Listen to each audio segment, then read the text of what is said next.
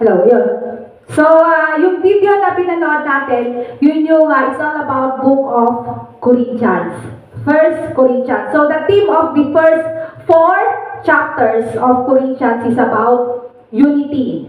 Is about pagkakaisa. So, pagkakaisa, it means, unity, it means we need to be one. Diba? Kaya nga pagkakaisa. Okay? We need to be one and we need to love each other. Right? Kasi walang pagkakaisa kung hindi natin mahal yung isa't isa. Tama ba? Okay, the Corinthian or Book of Corinth was written by Paul. Yung sa may animated video, si Paul po iyon, yung nagsusulat. And dito, sa unang 4 na chapters, tinalakay ni Pablo yung issue ng pagkakahiwa-hiwalay ng mga taga-Korinto. Okay? At yung kawalan ng pagkakaisa. Okay? Ng mga mananampalataya sa Korinto. So, he emphasizes also the importance of unity and love within the body of Christ. So, sinasabi niya na ang mga mananampalataya o yung mga iglesia ay hindi dapat nahahati. Okay? Hindi dapat nahahati batay dun sa mga personal na kagustuhan. Okay? So, for example, is yung pagsunod sa mga leader, okay? 'Di ba? Hindi pagsunod sa mga leader ibig sabihin iba't ibang mga leader yung sinusunod. So kumbaga walang unity. May personal na mga kagustuhan. So nawawala yung unity o yung pagkakaisa. Okay, instead, he encourages them to be united in the faith in Christ, of course, and to focus on the core message of the gospel. So, hinikayat niya na magkaisa tayo sa pananampalataya. So, dito sa may Book of Corinthians, pinapaalala sa atin ni Pablo na tayong lahat ay bahagi ng isang katawan. Okay? Tayong lahat ay bahagi ng isang katawan with different roles and gifts. Okay? Napagamat meron tayong mga kanya-kanyang tungkulin na ginagampanan, meron tayong kanya-kanyang kakayanan, meron tayong kanya-kanyang kakayahan, okay? Kinakailangan pa rin nating magtulungan. Di ba? Magtulungan pa rin tayo para sa kaluwalhatian ng Diyos. So, unity and love are essential for a healthy and thriving church community. So, as they reflect the character of Christ and draws to Him. So, isa itong paalala para sa atin na kailangan bigyan pansin natin yung pagkakaisa at pag-ibig sa ating kapwa. Pag-ibig sa iba. So, God wanted His people to be one. As John chapter 17 verse 20 to 21 says, Jesus prays for all believers. My prayer is not for them alone. I pray also for those who will believe in me through their message, that all of them may be one. Father, just as you are in me and I am in you, may they always be in us so that the world may believe that you have sent me. Okay, so sa verse na to, those verses talk about Jesus, okay? Jesus praying for unity. Unity among believers, among mga mananampalataya, o pagkakaisa ng mga mananampalataya. He prayed that we would be one. Okay? Maging isa tayo. Just as He and the Father as one. Just as you are in me and I am in you. So it is a beautiful prayer for unity and love among followers of Jesus. So another way to maintain the unity is for us to serve others. Okay? To serve others. So our calling is to serve others. Even Jesus came here, okay, to serve us, as Mark chapter 10 verse 45 said, for even the Son of Jesus, which is the Son of Man, which is referring as Jesus, did not come to be served, okay, but to serve and to give His life as a ransom for many. So this verse states that the Son of Man, yun nga, which is Jesus, hindi siya pumunta, hindi siya naparito para to be served, or yung para, ano ba sa Tagalog? Pagsilbihan. Okay, yon. Hindi siya naparito para siya yung pagsilbihan, kundi naparito siya para siya yung mag-serve. Nagigets po? Okay, even si Jesus daw, hindi siya, naparito siya para mag-serve o magsilbi. So, ano pa kaya tayo, di ba? Okay, so, naparito siya para maglingkod at ibigay yung kanyang buhay, di ba? Pantubos sa mga kasalanan ng sanlibutan. So, it is a reminder of His mission, okay, as the Savior of humanity. Tagapagligtas ng sangkatauhan. So, He died for our sins. This is His ultimate act of service. Okay? It was a great love and sacrifice to save us.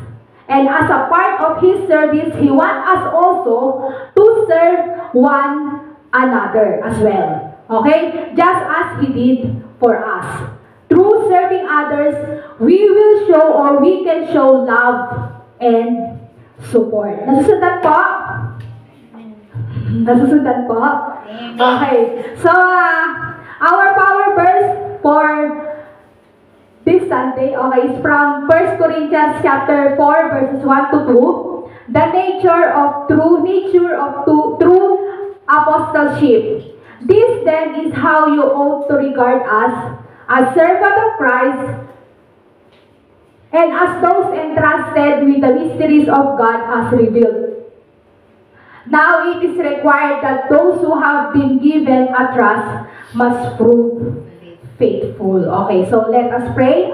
Tayo po ay pumikit pansamandali at manalangin. Ama naming Ama, maraming salamat po muli sa pagkakataon na ipinagkaloob niyo sa amin, Ama, na muli ay magkasama-sama para bigyang papuri at pagsamba ang iyong pangalan. Ama, let your Holy Spirit be upon this congregation, Father God. And help me to preach your word, Father God. Itago mo po ako sa iyong likuran, Ama, at naway ang mamutawi sa aking bibig ay ang mga salita na kagustuhan mong iparating sa mga nakikinig, Father God. Open our hearts, Father God, sa mga kasama namin nakikinig ngayon, Father God. Fill their heart with joy, Father God. Alisin mo po yung mga worries, alisin mo po yung mga struggles na nararanasan nila ngayon, Father God. Lukupin mo po ang kanilang puso, Father God, at naway ang iyong salita ay hindi lamang tumimo sa kanilang isipan, Father God, kundi ay maging reflection ito sa aming buhay, Father God, at aming ma-i-apply sa pang-araw-araw naming pamumuhay. Muli, Ama, ang iyong pangalan at aming papuri at pagsamba kay Jesus. Amen. So, okay, ito yung power verse natin. So, through serving others, we can show or we show love and support. Doon sa pag-serve natin sa iba, na ipapakita natin yung pagmamahal natin, di ba? Pagmamahal natin sa kanila at pagsuporta natin sa kanila. For example, sa mga neighborhood, di ba? For example, volunteering, okay? In charity events, okay? So, normal yan. May mga narinig tayo, food for the cause, di ba? For example, lalo na yung mga nasalanta ng bagyo, okay? So, by helping those in need, we can demonstrate compassion and love, okay? Sa mga friends naman natin, o sa mga churchmate natin, sa mga kapwa believers natin, o sa mga kilala natin, practicing acts of kindness, okay? Like yung offering and listening ear, okay? To someone in need. Pag may mga problema, yung mga kilala natin, kaibigan natin, nandyan tayo na handang makinig. So, these small acts of service can make a big difference in someone's day. Okay, and show also love and support for them. Another example is sa ating family. Okay, family showing kindness and understanding in daily interaction. So it's about being there for each other and creating a love and supportive environment. Okay, another example is sa church ministries. Okay. Volunteering for various ministries such as helping with worship, di ba, yung mga tumatayo dito. So it is an act of service. Participating sa mga outreach programs, okay? Teaching Sunday school sa iba, ginagawa yan sa ibang church ministry. Okay, so sa atin dito sa loob, yung mga mananampalataya, ang mga kapwa-kapatid natin na tumatayo dito sa harapan, okay? Nag-share ng gospel, nananalangin para sa kaligtasan ng marami. It is an act of service, okay? Na nagpapakita ng pagmamahal at pagsuporta sa iba. So, it's about using our gifts, yung mga biyaya ng bigay ng Panginoon. And talents also, yung mga talento na bigay ni Lord to support and uplift others in the community of believers. Okay, nasusundan po. So, mga example po yun it is those na nabanggit ko is an example po, are examples of mga act of services. Okay, yung pag-serve natin sa iba. So, those act of services, malaki man yan or maliit, okay, nagpapakita po yan ng ating pagmamahal. Okay, at pagsuporta dun sa kapwa natin. Okay, hindi po yan na nadidistinguish kung maliit man o malaki man yung ginawa mong serbisyo para sa iba. Maliit, malaki, nagpapakita po yan ng pagmamahal at pagsuporta natin sa ating kapwa. But, there are some problems na nai-encounter natin when we are serving other people. So, marami yan. So, may nasulat ako ditong 10 yan. Okay, for example, problems we encounter if if we are serving others, tendency to serve ourselves. Number one, tendency to serve ourselves, okay, like unintentionally focus on ourselves instead. Example, sa pagsamba natin, okay, sa worship, okay, our main focus is on how we appear to others, di ba? Sa halip na ang focus dapat natin is yung kung paano natin malalapit yung kapwa believers natin sa Panginoon. Minsan, yung act of service natin, which is worshiping here, is parang ang focus na pupunta sa atin is parang ano kayang magiging appearance ko, anong magiging dating ko sa mga nakikinig. Sometimes ganun yung thinking natin, di ba? Okay, magaling ba ako magsalita? Magaling ba akong kumanta? Pumiyok ba ako? O meron pa silang hindi naintindihan? Parang yun yung nagiging focus natin, di ba? Parang ang nasa-serve natin is yung sarili natin. Although nandun tayo sa act of service na worshiping. So instead of genuinely serving and connecting others to God, yun nga, we may be more concerned about how we are perceived or what personal benefits we can derive from that experience. Okay. Nagkakaroon tayo ng self-centered mindset. Parang gano'n. Self-centered mindset can hinder our ability to truly serve others with love and compassion. So, it is important na to shift our focus away from ourselves and towards the needs of those we are serving. So, palagi po natin tatandaan na kapag nagsiserve tayo, ang dapat na iniisip natin is yung iba, hindi yung pang-sarili o personal nating kapakinabangan. Parang ganun. Okay. Next is not willing to listen. Marami yan. Not willing to listen is like interrupting or disregarding their thought and ideas or feelings, of course. So instead of truly hearing their needs and desires, we might impose our own ideas or agenda. Nandiyan yan marami yan di ba? For example, nakikinig ka, instead na pinakikinggan mo, inuunawa mo yung pinagdadaanan ng kaibigan mo o ng kakilala mo, parang hindi mo siya pinapakinggan. Ini-impose mo, okay? Ini-impose mo yung pansarili mong kagustuhan. Hindi, ganito kasi dapat ang gawin mo, sis, ganyan. Ganon. Patapos parang hindi mo, hindi mali yan, sis, hindi ganyan. Hindi ka willing to listen. Ini-impose mo yung personal mong ideas dun sa tao o dun sa kapwa mo. So, it is important to practice active listening, okay, showing empathy and valuing their perspective of those who we serving. Okay, by doing so, we can better understand kung ano ba yung mga pangangailangan nila at makapag-provide tayo ng meaningful support para sa kanila. Third one, easily hurt when not considered. Ito, marami din ito. It's like feeling upset, yung nalulungkot ka. Okay? Feeling upset or offended. Diba? Na-offend ka. When our ideas or your contributions are overlooked or undervalued. Yung parang feeling mo, ay nakaka-offend naman, hindi nila pinapansin yung ideas ko, parang gano'n.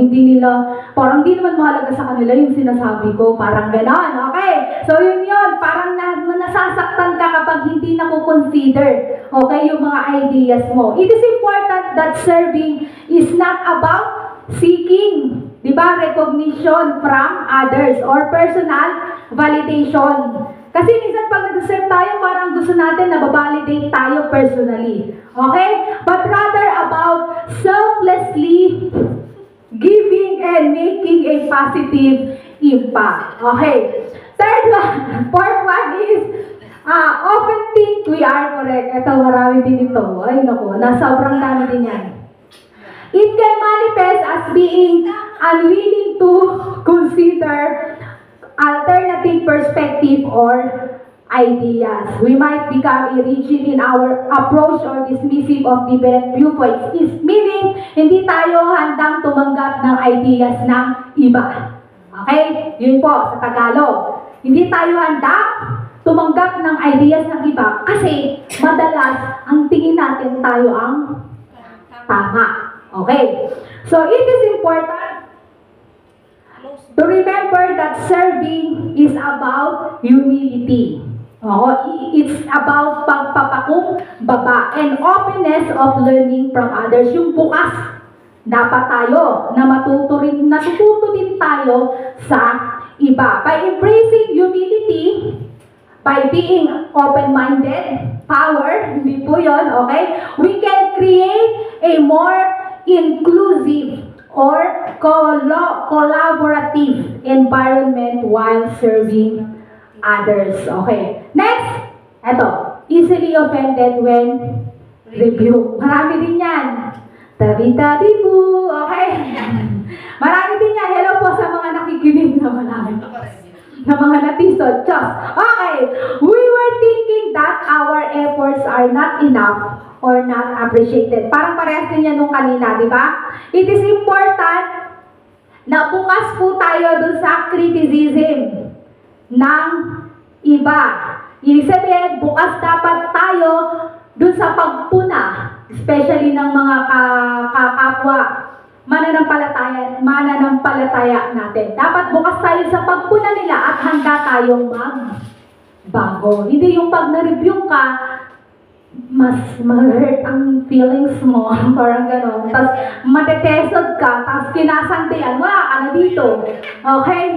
Diba? Okay, so yun. By being receptive and accepting of our mistakes, natatawa si Sammy, we can continue serving with a wholehearted and humble attitude. Next, keep comparing ourselves to others. So, it can affect our confidence, yung kumpiyansa natin sa sarili natin, and make us feel inadequate. Again, nabanggit ko po kanina, bawat isa sa atin, meron tayo kanya-kanyang talento at papel na ginagampanan. Okay? So, instead of ikukumpara mo yung sarili mo sa iba, okay? Dapat nagpo-focus tayo dun sa our own growth, okay? And wholeheartedly help others. Huwag mo ikukumpara na, ay, mas magaling siya sa akin, ay, mas matagal siya sa akin. Ay, siya na lang, lahat. Parang ganon, okay? Hindi po ganon. Next is, always blame others. Sampu po yan. Always blame others or yung mapanisi. Okay? Mapanisi sa kapwa. We may think that mistakes are due to someone else. Palagi natin, ay siya naman talaga gumawa niyan eh. Ay, siya may idea niyan eh. Ay, sinabi niya yun, tapos siya yun. Di ba? Mahilig tayong manisi ng iba. So, it is important to take responsibility for our own actions and find ways to improve. By accepting responsibility, we can continue serving by integrity, with integrity and love. Next is not willing to apologize. Yung medyo matataas po ang okay, pride. Okay.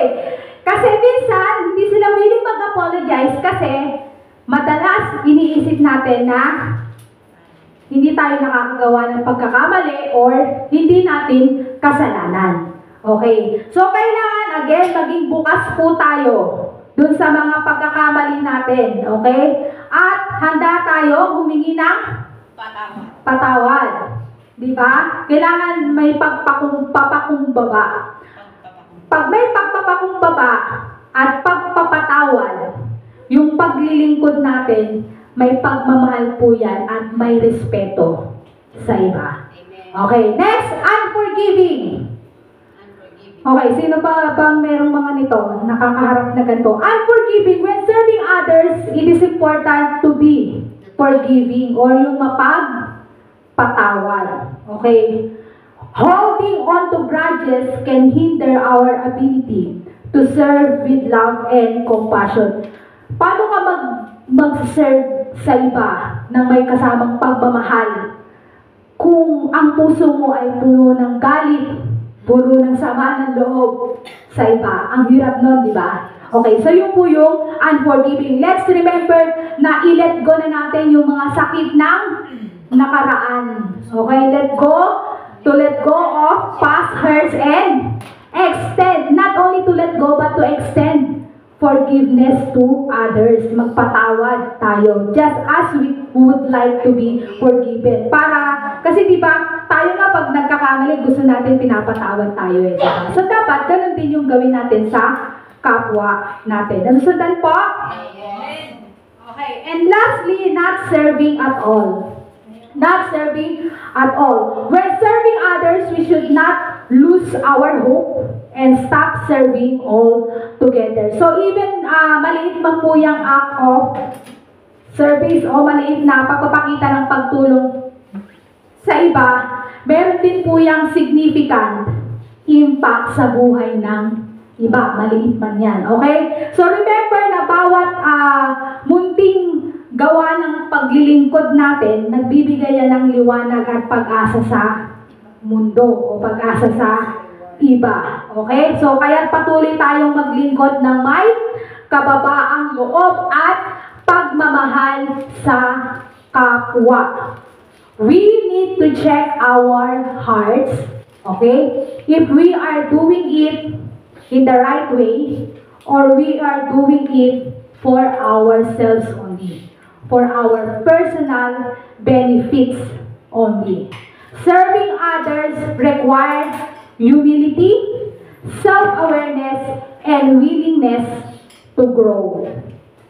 By recognizing these problems or tendencies, we can work on overcoming them and strive to serve with a genuine heart, totoong puso. Because the best way to serve others or to serve is serve Christ as we serve one another. Tandaan po natin yan. Okay, point 1. Tatlo lang po ang puntos natin. Introduction pa lang yun. Point 1, serve with what? Serve with the heart. Serve with the right heart. Sorry. Serve with the right. May right po yan ha. Right, tamang puso. Right heart. Hindi ko lang na busy kasi kami kahapon eh. Just, okay, maglingkod ng may tamang puso. Okay, in Tagalog. Sa 1 Corinthians, okay, ito pala. 1 Corinthians, ito po yung ano natin, binasa natin kanina. This then is how, 1 Corinthians chapter 4, 1 to 5. This then is how you ought to regard us as servants of Christ, and as those entrusted with the mysteries of God has revealed. Sinabi ni Paul dito na we are, ano daw tawag sa atin? Servants of Christ. Tayo daw ay mga lingkod ni Kristo who is steward the mysteries of God. Tayo yung mga katiwala. O, di ba? Katiwala at pinagkatiwalaan ng Panginoon. Bakit natin eh? Okay. Apostle Paul explain, tama ba ako? Okay. That the role of church leaders, he instructs them to be faithful and accountable. Faithful, tapat, accountable, may pagtugon in the responsibilities given to them by God. So to serve with the right heart means that as we serve, we need to fix our eyes on Jesus alone. Okay? To serve with the right heart means that as we serve, we focus on our attention and intention on Jesus. Tinitingnan natin dapat ay si Jesus lamang. Our eyes fix on Him only, hindi sa tao. Okay? Kasi pag sa tao tayo tumingin, maraming natitisod. Diba? Kagaya ng, for example, ba't ka pupunta sa church? Ang ganda kasi ng preacher, Charot. Okay, dapat, pag pupunta ka sa church, dapat ang focus mo ay kay Christ, kay Jesus Christ. Hindi yung pupunta ka sa church kasi masarap ang lunch nila. Okay, tapos pag tumingin ka sa tao, tapos na-review ka, okay, may napansin, napuna ka, natitisod ka na. Kasi nga, ang focus mo wala kay Jesus Christ, nasa tao. Diba? Okay, by keeping our eyes, we look to Him, kay Jesus, as our example. Okay, example and source of our inspiration. Okay, seeking to imitate His selflessness, His love, His humility in our acts of service. So, by keeping our eyes fixed on Jesus, we can align our motives. Okay, yung mga motibo natin. Hindi lang motibo yung ating mga attitudes o yung mga pananaw natin. Okay, even yung mga actions o mga gawain natin. Na-align yun dun sa kung ano yung teaching ni Lord sa atin and desires for us to serve one another or to serve on another. Kung nakafocus tayo kay Jesus, lahat ng pananaw natin, lahat ng gawain natin, lahat ng tinatakbo sa isip natin, na-align yan dun sa turo ng Panginoon at sa kung ano yung gusto niyang pamamaraan na gawin natin para mag-serve tayo sa iba. Okay, verse 2, now it is required that those who have been given a trust must prove faithful. So, faithful, maging tapat. Okay, so we need to be trustworthy servants. Okay, who do what God wants us to do. So, sinasabihan tayo ni Pablo dito na dapat tayong maging tapat at dapat tayong maging matapat, okay, na tagapamahala doon sa mga bagay na ipinagkatiwala sa atin ng Diyos. We need to be more responsible doon sa paggamit ng mga biyaya, paggamit ng talino, paggamit ng talento or tungkulin na ibinigay sa atin ng Diyos. Wastong paggamit ang dapat. Okay. Verse 3, I care very little if I am judged by you or by any human court. Indeed, I do not even judge myself. My conscience is clear but does not make me innocent. It is the Lord who judges me. Paul wasn't affected doon sa mga wrong judgment na naririnig niya o doon sa mga criticism na naririnig niya. Okay, hindi rin siya bitter tungkol dun sa mga yon. He was secured, okay, in Christ because he was serving the Lord. Nasundan po? So, kailangan hindi tayo maging affected. O, nor dapat hindi tayo interesado dun sa panghusga. Ano naman, panghusga ng iba, di ba? Ano naman kung, sige, husgahan nyo lang ako ng husgahan.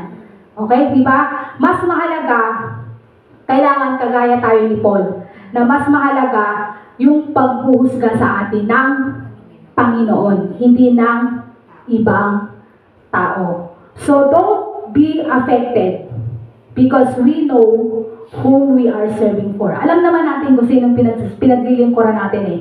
Di ba? And it is the Lord Himself only. Sinabi nga dito, di ba? Lord who judges me. Okay, si Lord yung hukom na nakakakilala, di ba? Siya lang yung judge na nakakakilala ng tunay na motibo at layunin ng puso ng bawat tao, hindi ibang tao. Tandaan natin yan, kahit magulang mo, kahit anak mo, hindi nila nakikita yung tunay na layunin o tunay na motibo ng puso mo. Only God alone. Okay? So, reminder, hindi rin dapat tayo maging mapanghusga sa iba. Okay? At dapat na ipaubaya natin sa Diyos yung pag-judge sa ibang tao. Okay? Kasi hindi natin alam eh. Nakikita natin kung ano ginagawa ng tao, pero hindi natin nakikita kung ano yung tunay na layunin at motibo ng puso ng bawat isa. Si Lord lang ang nakakakita niya. So, kailangan hindi rin tayo maging mapanghusga. Okay, when we fix our eyes on Jesus, on Jesus, amen. Hindi na pa ako nabubulatang ng tao sa Semi. Yung mga insecurities natin, biglang nawawala yan, okay? Yung mga issues sa buhay natin, parang ano yan, parang nabuhawi, di ba? Doon sa mga naririnig natin pag-criticize ng iba, nawawala yan kung nakafix yung isip o yung mata natin kay Jesus. That's why Paul is saying not to look at people when we serve. Okay, therefore, judge nothing before the appointed time. Wait until the Lord comes. He will bring to light what is hidden in darkness and will expose the motives of the heart. At the time, each will receive their praise from God. So, that's why yun nga, binanggit ko kanina dito sa verse na to, hindi pa pala yan. Okay, that's why, si Paul, sinasabi niya sa atin, ito pala yun, sa may Matthew, do not judge or you too will be judged. Kailangan yung, hindi tayo titingin dun sa tao. Okay, we need to fix our eyes to Jesus. To Jesus. Because we are not to judge. Okay? So, balik tayo. Ito na yun, yung verse na binasa ko kanina. Verse 5. God will eventually come back. Alam naman natin yan, di ba? And there will be an ultimate judgment na darating sa buhay ng bawat isa sa atin. God knows what is really hidden on our heart. And not only that, He will expose our wrong motives. Yung mga maling motibo natin, isisiwalat yan ng Panginoon. It is written in the Bible na darating ang Diyos balang araw para hatulan ang mundo. And He will reveal the true intentions and motives of our hearts. This means that nothing will remain hidden from Him. Nabanggit ko nga kanina, di ba, tanging si Lord lang ang nakakaalam ng tunay na motibo at layunin ng puso mo. At pagdating ng ultimate judgment day, isisiwalat ni Lord lahat ng mga mali, wrong motives ng puso mo. So, it is a reminder, syempre, for us to live with honesty and authenticity. Yung may katapatan at may integridad. Knowing that our actions and motives will be exposed, okay, in the end. It is a call to strive for righteousness and to align our hearts with God's will.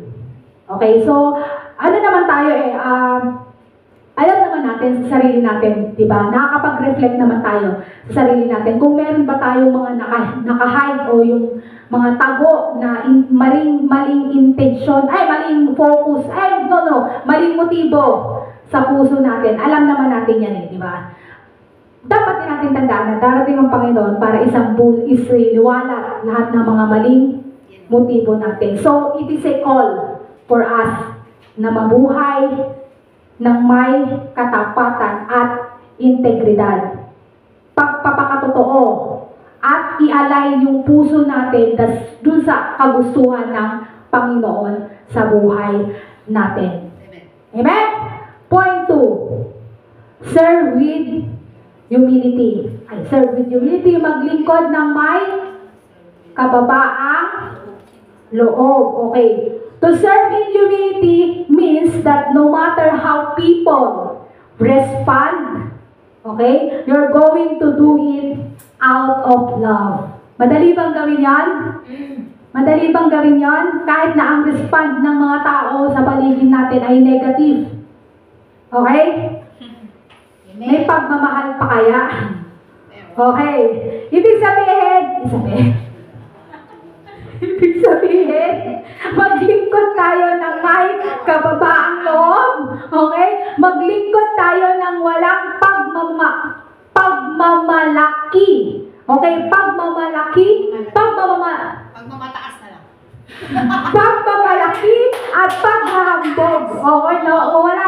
paghambog, okay? Kahit na ano man yung maging reaksyon, negatibo man yan, positibo man yan ng mga kapwa-tao natin. Because Jesus said to His disciple, okay, in Mark, nasaan na ako? Ba't nawala na tayo? Ito pala. In Mark 10, nakalaki. Mark 10, 43 to 44, not so with you, it said, whoever wants to become great among you must be your servant, and whoever wants to be first must be slave of all. So Jesus said to the disciple that whoever wants to be prominent, okay, and first, must serve. Must serve. Must. Kailangan po. Kailangan. Must. Hindi optional. Okay? It is a mindset. Kailangan ito yung maging mindset natin at maging perspective natin that we are here to serve, not to be served. Okay? We are here to serve, not to be served. We need to adapt that mindset or that perspective of service. It means that we see ourselves a being here to help and to support others. Okay.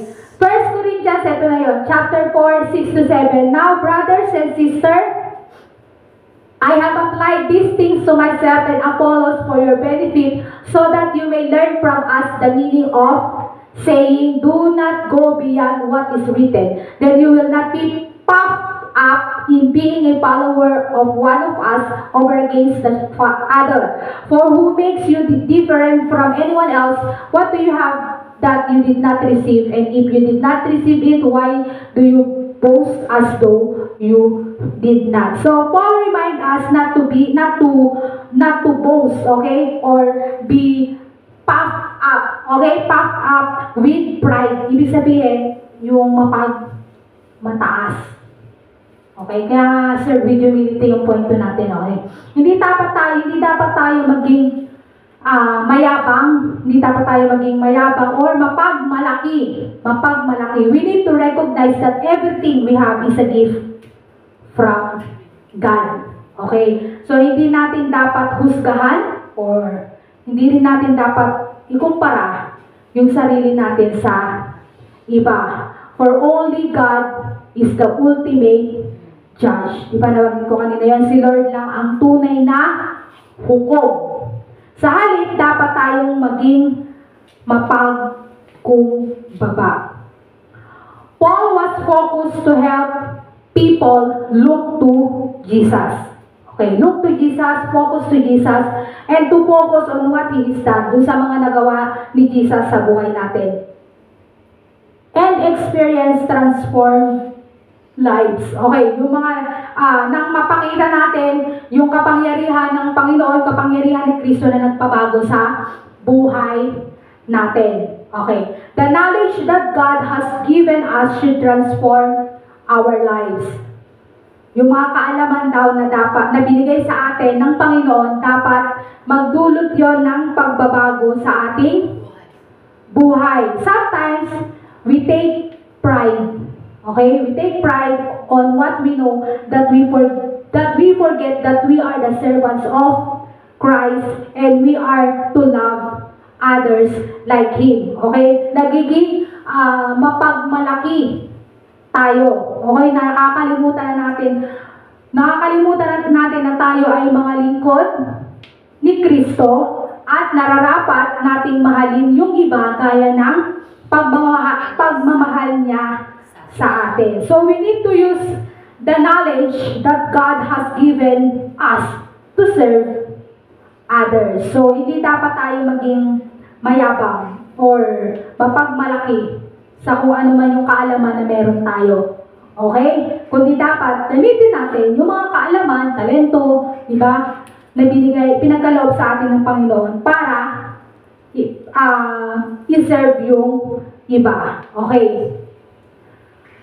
Okay, tandaan natin na yung pagmamahal at paglilingkod sa iba ay nagpapakita ng ating pagiging tunay na alagad ng Diyos.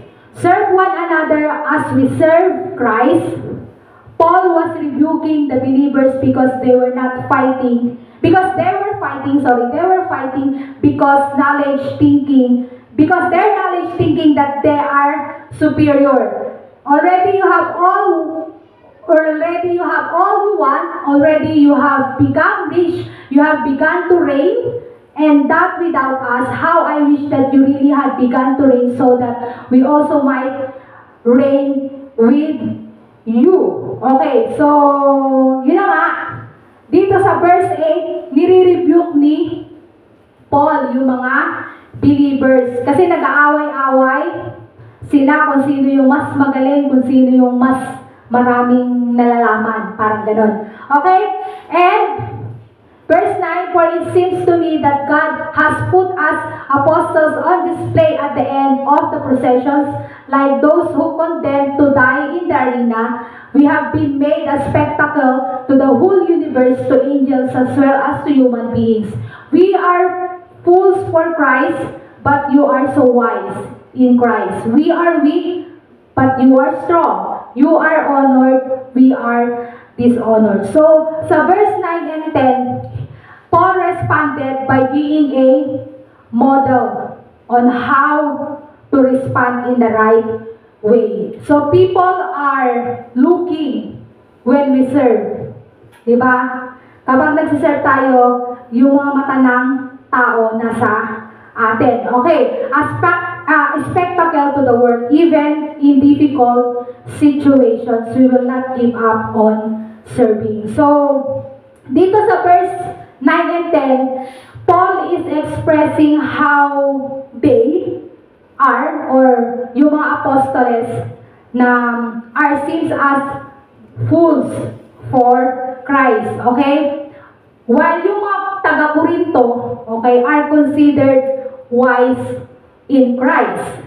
Despite the challenges and hardships they face, they continue to serve and honor God. So no matter how difficult life may get, how much challenging people are, or how much brokenness God will allow us to experience, always choose to serve Christ with your all. Okay, point 3. Nasusundan pa, serve to build up. Okay, to serve, to build up means that as we serve, we help others become Christ-like. Okay, verse 14 to 15. Ito na yung appeal ni Paul sa mga taga-Korinto and yung warning niya. I have written 3 writing this not to shame you, but to warn you as my dear children. Even if you have 10,000 guardians in Christ, you do not have many fathers. For in Christ Jesus, I became your father through the gospel. So in this verse, ina-address ni Paul yung mga taga-Corinthian bilang kanyang mga beloved, dear children, beloved children. And he wants to warn them, okay, and guide them in their faith. In-emphasize dyan ni Paul na even if they have many spiritual parents or spiritual guidance, ayan no, had 10,000 guardians in Christ, Paul emphasizes also here that even if they have many spiritual parents or spiritual guardians, si Paul naging spiritual father nila through preaching the gospel. Okay. He is speaking as a spiritual father who is concerned, okay, with their whole being, that they become more like Christ. So si Paul para siyang mga guro, 'di ba, ng mga anak natin. 'Di ba? Yung mga anak natin, yung mga estudyante may mga biological parents yan di ba? Okay, pero yung mga teacher, yung mga guro, nagbibigay sila ng babala, nagbibigay sila ng pag-aalaga dun sa mga estudyante nila, kahit na may mga magulang na nag-aalaga na dun sa mga estudyante nila. So, yung guro nagiging magulang nila sa pamamagitan ng pagtuturo at paggabay. So, ganun din si Paul. Even though they have 10,000 guardians in Christ, si Paul naging isa. He became the father through the gospel. Okay. So, he is not just a tutor who is concerned with just one aspect of their life. He then boldly says them to, verse 16, imitate him as he follows Christ. Therefore, I urge you to imitate me. Imitate, sinasabi ni Pablo sa mga taga-Korinto na maging tagasunod niya at tularan yung kanyang mga gawa. Okay? So, nagpapakita ito ng kanyang hangarin na maging huwaran sa paglilingkod at pagtitiwala sa Panginoon. Paul has a lot of security in Christ. So, he had a complete trust and confidence on Jesus. He knew na yung kaligtasan at yung pagkakakilanlan niya ay ligtas sa pag-ibig at biyaya ni Kristo. So this security gave him confidence and strength to face challenges and persecution with courage and unwavering faith. So ito ay isang makapangyarihan para sa atin na hanapin natin yung ating seguridad kay Jesus. Okay? At magtiwala sa kanyang walang hanggang pag-ibig sa atin. Paul was modeling Christ-likeness to these people, to mga taga-Korinto. So sa paanong paraan? Sa pamamagitan ng kanyang mga salita at gawa. So ipinakita niya yung pag-ibig, okay?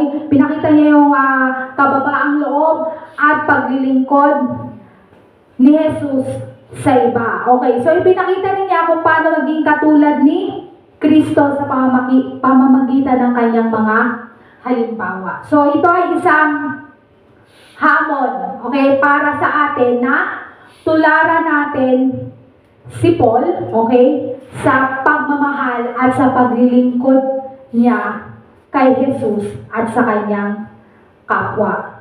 The best way to help other people become Christ-like is we become Christ-like. We live it out. Ibig sabihin, isinasabuhay natin. Nakikita sa atin. Sa gawa, sa salita, okay, sa pag-iisip, sa emosyonal, nakikita yung pagiging Kristo sa buhay natin. Paano tayo magsaserve sa iba? Diba? Para maging Christ-like din sila kung nakikita nila sa atin na hindi naman tayo nagbabago. Nasusundan po ako? Diba? Okay, makakaano ka pa dyan ng bakit? Ikaw nga diba? Ikaw nga, ginagawa mo to ikaw nga, tapos maniniwala ako sa'yo, diba? Maraming ganun. So, the best way to help other people to become Christ-like is we need to become also Christ-like, and we need to live it out. When we strive to live our lives in a way that reflects the character and teaching of Jesus, we became a living testimony to others. Magiging isang buhay na patotoo po tayo para sa iba. Kasi nakikita nila sa buhay natin yung fruit of the Holy Spirit. Okay, by showing love, kindness, forgiveness, and serving others selflessly, we can inspire and encourage them to follow Jesus' footsteps. Mahirap mag-invite o mahirap mag-encourage ng iba to follow Jesus Christ's footsteps kung hindi nila nakikita sa atin. Okay? It is about embodying His teachings and being a living example of His love and grace. And Paul was so intentional with this that he would check up on them. Verse 17, for this reason I have sent to you Timothy, my son, whom I love, who is faithful in the Lord. He will remind you of my way of life in Christ Jesus, which agrees with what I teach everywhere in every church. So, ipinadala ni Pablo si Timoteo sa mga taga-Korinto upang ipaalala sa kanila yung mga aral ni Paul sa kanila. Okay? Ito ay isang paalala na mahalaga ang pagtuturo at pagpapalaganap ng salita ng Diyos sa iba. So, ang layunin ni Pablo dito is para mas mapalakas, okay? Para mas mapalawak yung pananampalataya ng mga taga-sunod ni Jesus. So, nagpapakita ito ng pagnanais ni Pablo na magpatuloy sa paglilingkod, okay, at magturo para sa kapakanan ng mga tao upang mas mapalalim yung kanilang pananampalataya.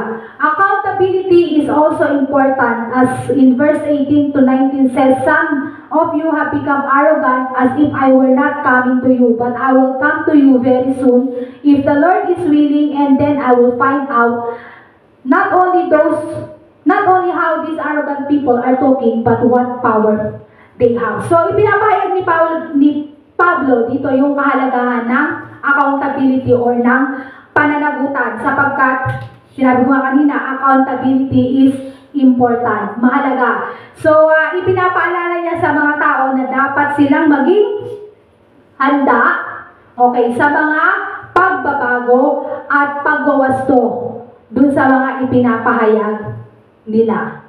Okay, so kailangan nilang maging mapagbantay, okay? Maging mapagbantay at huwag magbulag-bulagan dun sa mga pagkakamali ng iba. Nagbibigay daan ito sa paglago ng kanilang pananampalataya. So ito ay isang mahalagang paalala rin para sa atin na maging responsable tayo dun sa mga gawain o dun sa mga ginagawa natin, okay? At matuto tayong tumanggap ng mga pagwawasto o pagtatama upang mas lalo tayong lumago sa ating relasyon sa Diyos. Okay. So for example, dun sa mga driver, di ba? Sa mga driver along the road, marami tayong mga nakikitang mga warning sign, mga road sign, di ba? Warning sign na halimbawa may road blocking, ahead that sign. So, yung mga sign na yon, parang mga accountability. Yun yung mga tinatawag na accountability. Those signs are there to alert you and to remind you that you need to be prepared. Okay?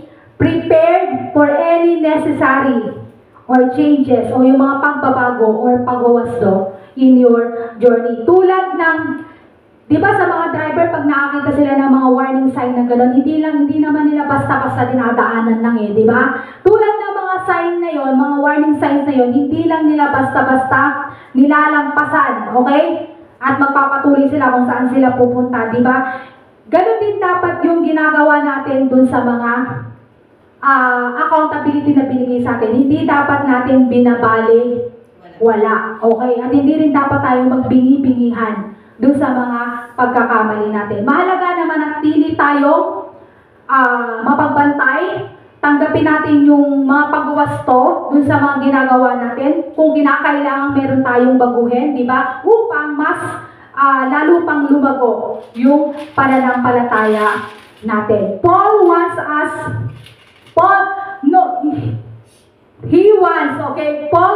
to know if the knowledge sa verse na to and the words that they say have the power of God. Okay, so anyone can be trained to be an excellent and eloquent speaker, but only God has the power to transform lives. Okay? We need God's power. Maraming magaling magsalita. Maraming lahat ng tumatayo dito, maboka, ang daming sinasabi, parang pinag-galing niya, ganon. But we need to remember that only God has the power to transform lives. Okay, let us stand. As I conclude, Paul ends in verse 20 to 21, for the kingdom of God is not a matter of talk but of power. What do you prefer? Shall I come to you with a rod of discipline, or shall I come in love and with a gentle spirit? So sinasabi niya dito na ang kaharian ng Diyos ay hindi lamang dapat salita, okay, kundi kapangyarihan. So ipinapaalala niya sa atin na hindi sapat na sabihin lang natin yung mga salita ng pananampalataya. Kailangan din natin ipakita ito, kailangan din natin ipahayag ito sa pamamagitan ng ating mga gawa. Okay, ito ay isang paalala sa atin na maging tapat sa ating pananampalataya at patunayan ito sa pamamagitan ng ating mga kilos. Paul also stated that in order to help others become like Christ, it is not just always encouragement. Okay? Rebuke is necessary sometimes.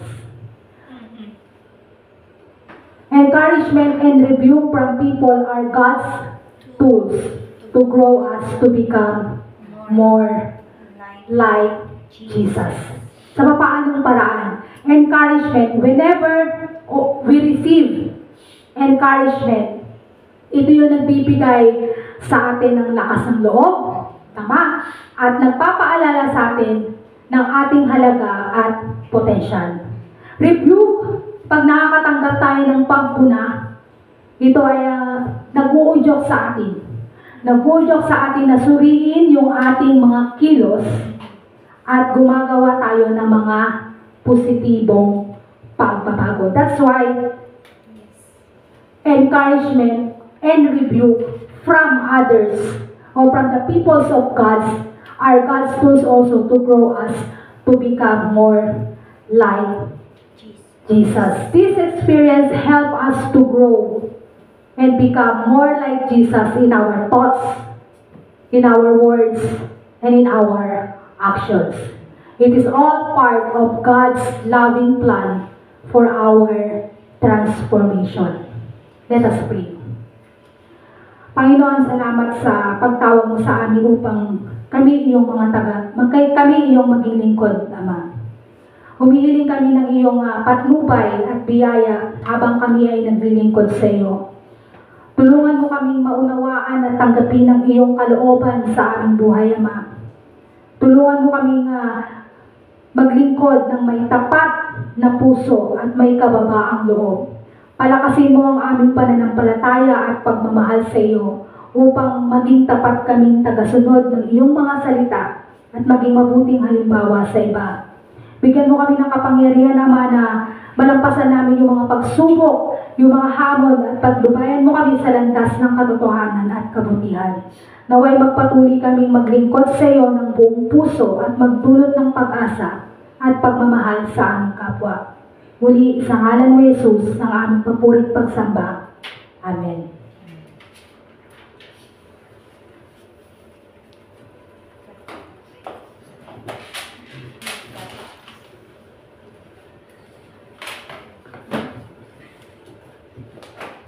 Amen. So, very clear. Clear po ba sa atin?